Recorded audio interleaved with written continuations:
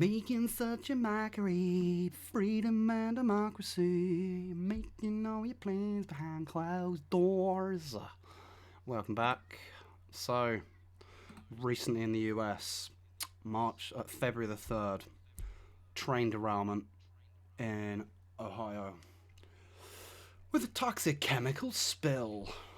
Wonderful, just what we like to hear. At least 5 hazardous chemicals released in East Palestine train crash. Residents fear long-term effects. Let's just have a look through this article, and I'm going to show you something else that is clearly linked to. A train carrying hazardous materials heading from Pennsylvania to Illinois derailed in early February, causing a major fire and alarm over a possible imminent explosion. The situation had local people worried, despite reassurances from officials, and has highlighted how vulnerable many Americans are to similar incidents. Up to 2,000 residents living in the immediate area were evacuated as chemicals being carried by the train run by Norfolk Southern Corporation were released to prevent an explosion. Evacuated residents returned to their homes last week, but residents report concerns over the lingering effects of the chemicals in the air, water and soil, even as officials monitoring the area have deemed it safe. Officials are still investigating the potential long-term environmental impacts of the derailment. Here is what we know about the derailment and the chemical release so far. What happened? Well, on the night of Friday the 3rd of February, at least 50 out of 150 train cars of a train heading from Conway, Pennsylvania to Madison, Illinois derailed. The train derailed in East Palestine, Ohio, a town of about 5,000 residents along the Ohio and Pennsylvania border. A huge fire that spanned the length of the entire derailed cars erupted. No injuries or deaths were reported. Residents within a 1-mile radius of the derailment were evacuated as officials noted that over a dozen cars carrying vinyl chloride, a carcinogenic chemical, were involved in the derailment and could have been exposed to the fire. 3 days later, on Monday the 6th of February, officials enacted a mandatory evacuation, threatening to arrest residents who refused to evacuate, as fear of an explosion rose. Governor Mike DeWine told residents that leaving was a matter of life and death. Yeah, maybe the oil spill was itself, huh? Crews ended up releasing toxic chemicals from 5 derailed tanker cars to prevent an explosion. Small holes were made into the train cars whose chemicals were released into pits that were lit on fire. Pictures of the chemical release showed huge clouds of black smoke billowing into the sky over homes. There's a picture of it there. Nice big train crash. 3 days later, they're setting it all on fire after the spill.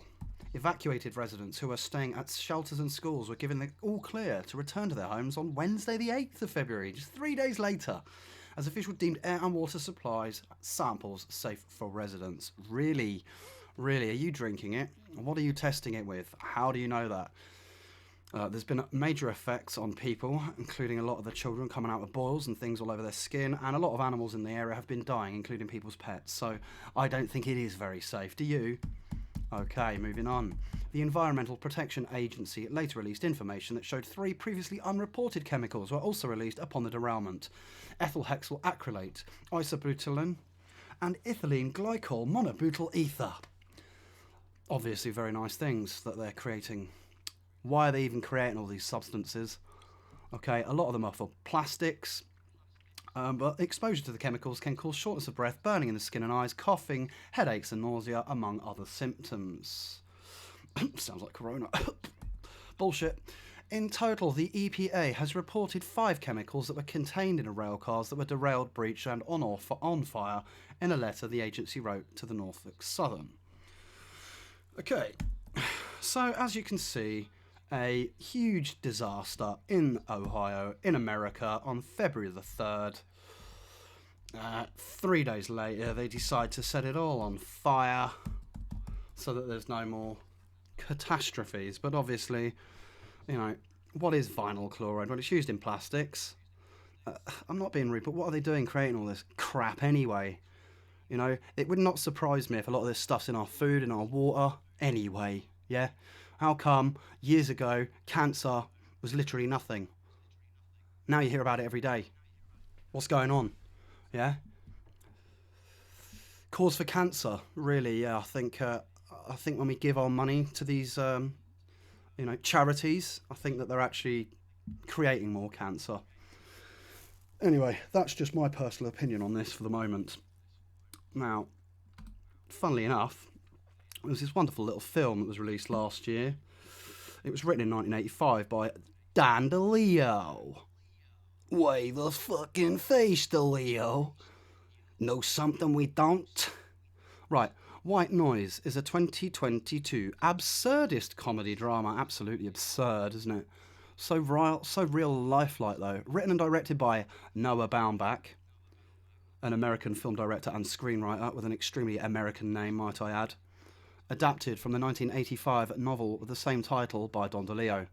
It's Baumbach's first directed feature not to be based on an original story of his own. So he usually writes his own stories and then directs, but he's decided to go with this incredible book by Don DeLeo. Anyway, the plot of the movie, we'll just read this little sentence here, to be honest.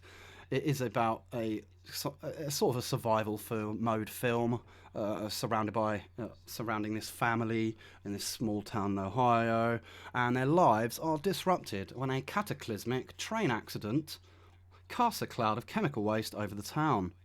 Ooh. Alarm bells are ringing. This airborne toxic event forces a massive evacuation. Okay. Let's see. So, the release date in America, originally it was November the 25th, 2022. Okay. It was then released properly. Here you go. So, November the 25th, 2022, it was released by Netflix in the United States. You take it further 35 days, and it is released on streaming, probably worldwide or wherever Netflix is. So, from December 30th, which is 35 days after the original release of the movie in America, it was released everywhere else. Guess what? That number comes up again 35 days later. You get this. You're telling me they're not linked. Is this not predictive programming? We've been here before, haven't we? Yes, we have. The Matrix, 9/11. How many movies have counted 9/11 before it was an event? Well, I think we've got the same thing here, folks. Yeah. Incredible. Why don't we have a little look at the trailer for a moment? I don't think the volume's on. I don't know if that's really that important. Oh, look, the train derailment. Oh, my God. Gotta wake up. Quick. Oh, no. Pandemonium. Funny that, isn't it? Meet the family. Oh, look. Causes cancer in laboratory animals. Does it? I chew gum or I smoke. It's funny how cancer's mentioned twice, even just in the trailer, isn't it? Cancer in lots of products, and then there's an oil spill in the same town, eh? Well, it gets weirder. It gets weirder than that, trust me. Any second now you'll see, oh, look, this is what it's all about. This family escaping this Ohio town that has a chemical leak from a train derailment. We don't even need to see the rest of this. We'll stop it right there and move on. Right. Where else are we? Here we go. There's a little video of the detonated spill.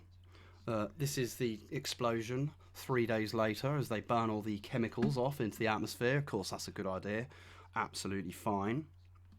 Great idea. And on this page here, Netflix predicted Ohio chemical spill. White Noise film has people saying conspiracy or simulation. Look, Netflix recently released a film called White Noise in 2022 about a train derailment of toxic chemicals causing a massive explosion and deadly event in East Palestine, Ohio. Well, funny, isn't it? Let's see there. There's a nice comment here from a guy. Tim, the film White Noise was set in Ohio, but it was actually filmed in East Palestine, at least the evacuation scenes. People that live in East Palestine were extras during the evacuation of the movie. Now they are living what they acted out in real time. That's the major coincidence. Not just that the movie is set in Ohio. Look at this one. They want you to notice these things, that they will talk about it so they can then call you crazy for noticing and gaslight you. It's psychological torture on a mass scale. An Ohio man who appeared in a Netflix disaster movie about a community fleeing a toxic cloud found himself reliving the plot when a train crashed near his Ohio home. Yeah? You getting the picture? Are you getting the picture? I know I am. Over and out.